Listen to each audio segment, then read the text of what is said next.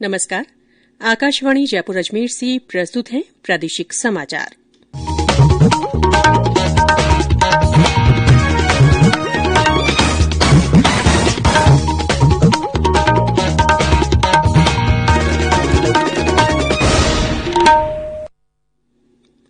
समाचारों के साथ मैं रितिका गुप्ता। प्रधानमंत्री नरेन्द्र मोदी ने आज वीडियो कॉन्फ्रेंसिंग के जरिए जम्मू कश्मीर के गुलमर्ग में आयोजित किए जा रहे दूसरे खेलो इंडिया राष्ट्रीय शीतकालीन खेलों का उद्घाटन किया। इस अवसर पर प्रधानमंत्री ने कहा कि खेल अर्थव्यवस्था में महत्वपूर्ण भूमिका निभाएंगे। उन्होंने कहा कि खेल से आत्मविश्वास बढ़ता है और टीम भावना से काम करने की प्रेरणा मिलती है। श्री मोदी ने कहा कि नई राष्ट्रीय शिक्षा नीति में भी खेलों को महत्व दिया गया है और खेल को पाठ्यक्रम का हिस्सा बनाया गया है।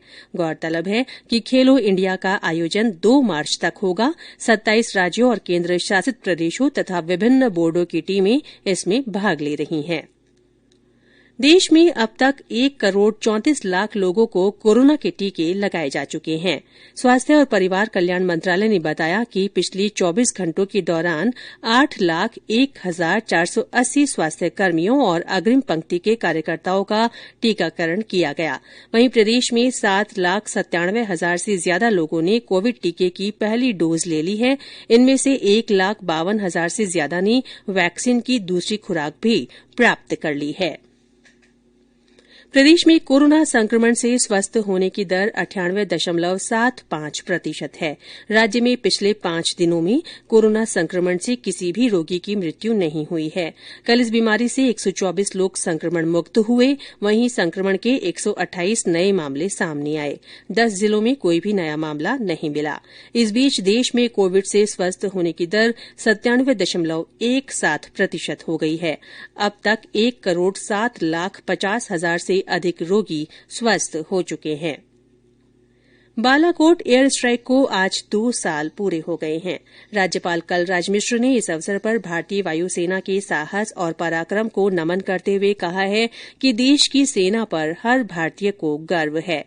वहीं गृहमंत्री अमित शाह ने कहा है कि देश और सैनिकों की सुरक्षा सर्वोपरि है। उन्होंने कहा कि भारतीय वायुसेना ने पुलवामा आतंकी हमले का जवाब देकर आतंकवाद के खिलाफ न्यू इंडिया की नीतियों को फिर से स्पष्ट कर दिया। गृहमंत्री अमित शाह ने कहा है कि सोशल मीडिया के सभी प्लेटफॉर्म को भारतीय कानूनों का पालन करना होगा। इंटरनेट पर अनुरोध के आधार पर टेलीविजन और फिल्म सामग्री प्रदान करने की ओवर द टॉप व्यवस्था, ऑनलाइन स्ट्रीमिंग और सोशल मीडिया प्लेटफॉर्मों से संबंधित दिशा निर्देश और डिजिटल मीडिया आचरण संहिता जारी किए जाने पर उन्होंने कहा कि नए नियम से निवारण तंत्र संस्थागत बनेंगे। उन्होंने कहा कि सोशल मीडिया उपयोगकर्ताओं की शिकायतों के समाधान सुनिश्चित किए जाएंगे। जालौर जिले के साचौर में 47वीं राज्य स्तरीय जूनियर कबड्डी खेलकूद प्रतियोगिता आयोजित की जा रही है।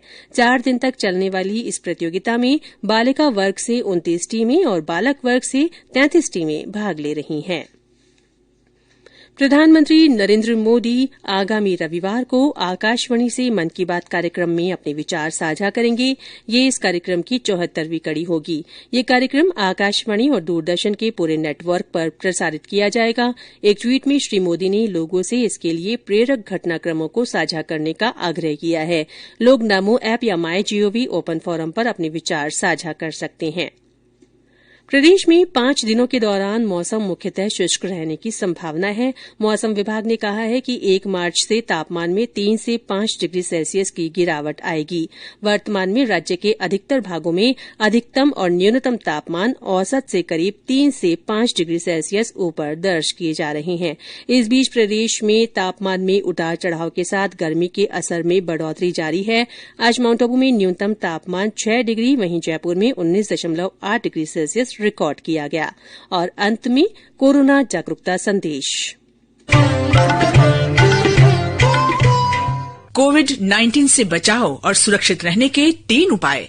मास्क लगाएं, 2 गज दूरी है जरूरी, सुरक्षित दूरी रखें, हाथ और मुंह साफ रखें। इसी के साथ प्रादेशिक समाचार बुलेटिन समाप्त हुआ। हमारा अगला बुलेटिन राजस्थानी में दोपहर 3 बजे प्रसारित होगा। नमस्कार।